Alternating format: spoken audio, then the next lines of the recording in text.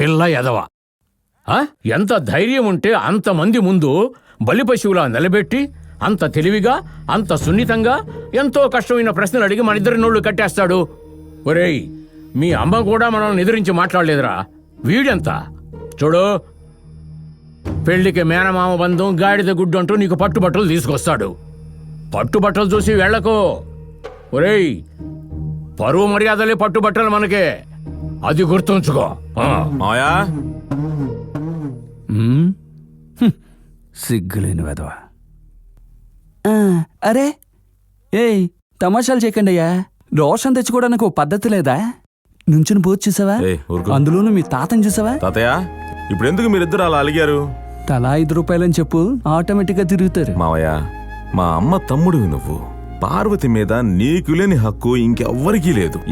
నాకు కూడా లేదు. నువ్వే రోజైనా ఇంతవరకు ఒక్క పనికైనా వెళ్ళావా? నువ్వు బుద్ధిగా ఏదైనా పని చేస్తూ ఉంటే నేను పార్వతి కోసం బయట సంబంధాలు ఎందుకు చూస్తాను? నీకు తెలుసు పార్వతి మీద నాకెంత ప్రేమ ఉందో. దాని కంట్లో నుంచి ఒక్క చుక్క నీరొస్తే ఎవరినైనా కొడతాను. నిన్ను పెళ్లి చేసుకుని తను కష్టపడిందనుకో, నిన్ను కూడా కొట్టాల్సి వస్తుంది. కొడతావా? చూసావు నాన్న, మన ఇంటికి వచ్చి నన్నే కొడతానంటున్నాడు. నిన్ను కొట్టానంటే మా అమ్మని కొట్టినట్టే. మాకున్నది మీరిద్దరే కదా మావయ్య. పంచెంత ఖరీదు? రేపు దానికి నేను లేకపోయినా పెళ్లి జరుగుతుంది. కానీ మేనమావ నువ్వు లేకుండా ఏది 6,000 రూపాయలు. తల్లి, వెళ్ళి మావయ్య ఆశీర్వాదం తీసుకో. నన్ను ఆశీర్వదించు మావయ్య.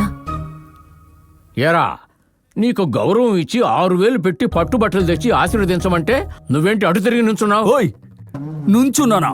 కోపంతో మండిపడుతున్నాను. ఏయ్, నీ కోపాన్ని మూలన పెట్టి ముందు నీ మేనకోడలికి 4 మంచి మాటలు చెప్పి ఆశీర్వదించవయ్యా. ఏయ్, చెప్తున్నానా?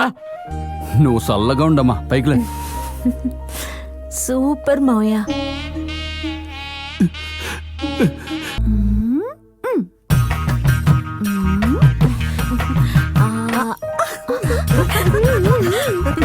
ఏమే, నీ వద్దని మొదటిసారి మోసం చేసావు, ఇంకోసారి మోసం చేసావంటే నువ్వే గెలిచినట్టు అర్థం. అలాగా?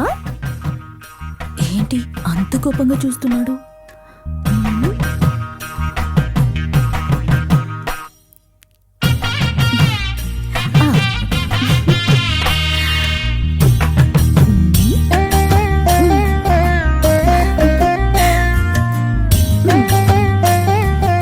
ఏంటి ఇంకా ఏడిపిస్తావనుకున్నావు?